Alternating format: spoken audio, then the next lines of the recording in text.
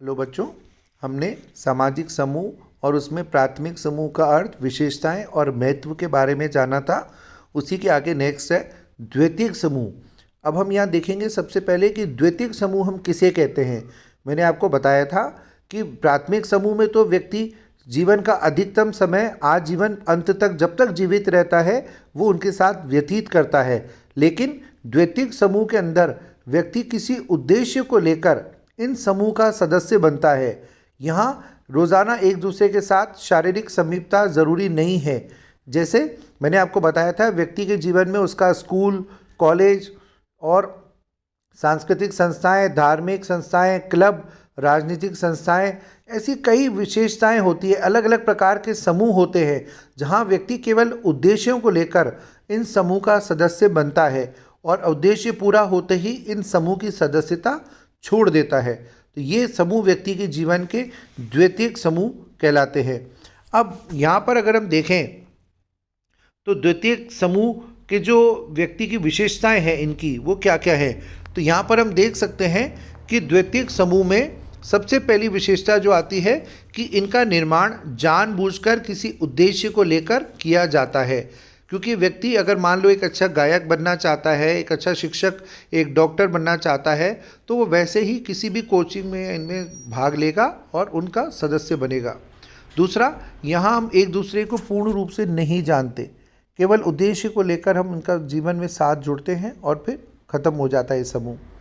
तीसरा, यहाँ हम एक दूसरे के पूर्ण रूप से एक दूसरे के बारे में पूरी जानकारी नहीं रखते। यहाँ शारीरिक निकटता का अभाव पाया जाता है। चौथा, इनका आकार प्राथमिक समूह की तुलना में काफ़ी बड़ा होता है, ये बहुत बड़े पाए जाते हैं।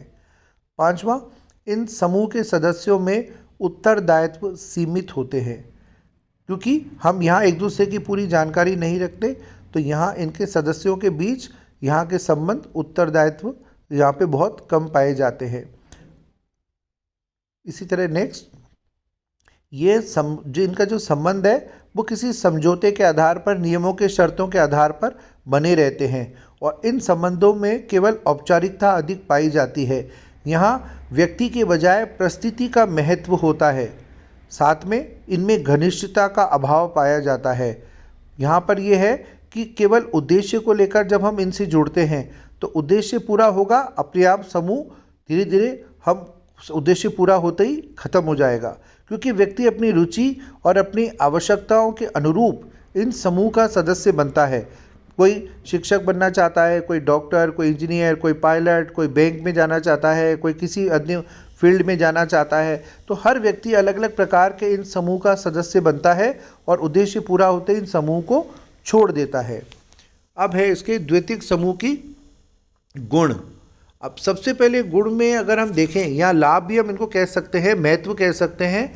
तो सबसे पहला है कि इनमें सामाजिक परिवर्तन एवं प्रगति में ये सहायक होते हैं।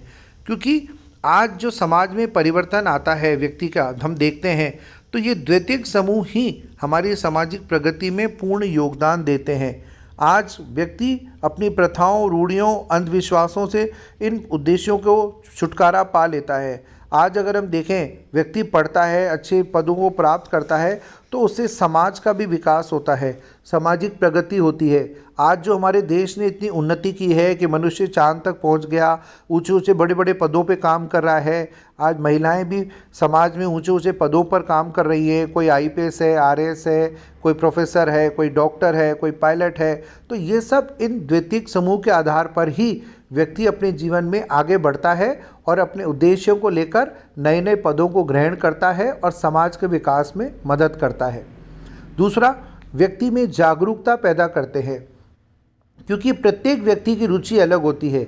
आज हम एक छोटे से बच्चे से पूछते हैं क्या बनना चाहते हो, तो कोई वो किसी फिल्म स्टार का नाम ले देगा, किसी गायक का नाम ले देगा, वो कुछ भी बोल देता है। लेकिन व्यक्ति को आगे बढ़ने में उसके द्वितीयक समूह सबसे ज़्यादा मदद करते हैं। जब व्यक्ति समझदार हो जाता है तो वो एक अच्छी शिक्षा प्राप्त करके इन्हीं समूह के माध्यम से जीवन में आगे बढ़ता है और व्यक्ति में वो जागरूकता पैदा करते हैं, ताकि वो ये जानता है कि मुझे अगर डॉक्टर बनना है, आईएएस बनना है, तो मुझे कितनी मेहनत करनी पड़ेगी, कितना पढ़ाई करनी पड़ेगी, तब जाकर वो अपने उच्च पदों को प्राप्त कर पाता है। तीसरा, श्रम विभाजन और विशेषीकरण को प्रोत्साहन देते हैं। अर्थात व्यक्ति अपने जीवन में आगे बढ़ता है, लेकिन हम उसके मेहनत को, उसको पुरस्कार देकर आगे बढ़ने में प्रेरित करते हैं। ये समूह जो है व्यक्ति के जीवन में उसे जोखिम उठाने में उसकी मदद करते हैं। हम समय समय पर उसकी प्रशंसा द्वारा और उसकी तारीफ करके या उसे पुरस्कार देकर आगे बढ़ने में उनकी मदद करते हैं। तो द्वितीयक समूह के सदस्य अपने इन समूह के बीच रहकर एक एक चीज़ के कार्यों का बंटवारा करते हैं, फिर वो आगे चलकर किसी भी चीज़ में विशेषीकरण को प्राप्त कर लेते हैं, जो समाज में व्यक्ति के ज्ञान और उसकी कुशलता में वृद्धि करता है। क्योंकि आज मैं एक शिक्षक बनना चाहता था, मैंने अपनी मेहनत की, पढ़ाई की और एक अच्छा शिक्षक बन गया, लेकिन अगर मैं इस चीज़ का विशेषज्ञ हूँ तो मैं समाज के बच्चों को उस चीज़ का ज्ञान देकर उन्हें आगे बढ़ने में उनकी मदद करता हूँ। कोई व्यक्ति खाती है, कोई बैंक में है, कोई डॉक्टर है, कोई प्लम्बर है, कोई पेंट का काम करता है, कोई भी किसी भी फील्ड का हो, हर व्यक्ति अपनी मेहनत करके इन समूह से जुड़ा हुआ है और हम समाज में एक दूसरे की मदद करके, क्योंकि हम सब एक दूसरे पर आश्रित हैं, एक दूसरे के बिना हम समाज में कल्पना भी नहीं कर सकते। आज पूरे जीवन में हमें बहुत से लोगों के साथ जुड़ना पड़ता है, तो हम सब एक दूसरे की मदद करके, जो किसी भी चीज़ का विशेषज्ञ है, हमें उसकी समय समय पे मदद लेनी होती है और यही द्वितीयक समूह लोगों को आगे बढ़ने में उनकी मदद करते हैं। नेक्स्ट है सामाजिक नियंत्रण में सहायक, कि आज का जो इतना जटिल समाज है उसमें जो सामाजिक नियंत्रण है वो किस प्रकार बना रहे। हमारी प्रथाएं, रूढ़ियाँ, ये सब चीज़ें समाज में नियंत्रण नहीं रख सकती, लेकिन पुलिस, कानून, प्रशासनिक संगठन, अदालत, ये सब चीज़ें व्यवस्था बनाए रखने में हमारी मदद करती हैं।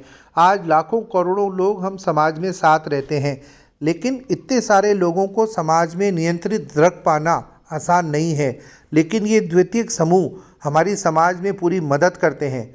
जैसे अभी चुनाव हुए तो चुनाव में हर व्यक्ति अपने अपने अलग अलग जगहों पर चुनाव कराने के लिए गया, लेकिन उन जगहों पर नियम या कायदा कानून बनाए रखने के लिए पुलिस प्रशासन द्वारा हमें पूर्ण मदद दी गई। जगह जगह पर पुलिस तैनात की गई ताकि कल को कोई भी घटना कहीं घटित हो जाए तो वो लोग हमारी सुरक्षा करते हैं और नियम, कायदे, कानून को बनाए रखने में हमारी मदद करते हैं। तो इस प्रकार ये द्वितीयक समूह समाज के प्रत्येक क्षेत्र में प्रगति में, विकास में, उन्नतिशील करने में हमारी पूर्ण मदद करते हैं और इनके हम द्वितीयक समूह कहते हैं। तो ये था आपका पूरा सामाजिक समूह क्या है और इसमें प्राथमिक समूह और द्वितीयक समूह क्या है। Thank you.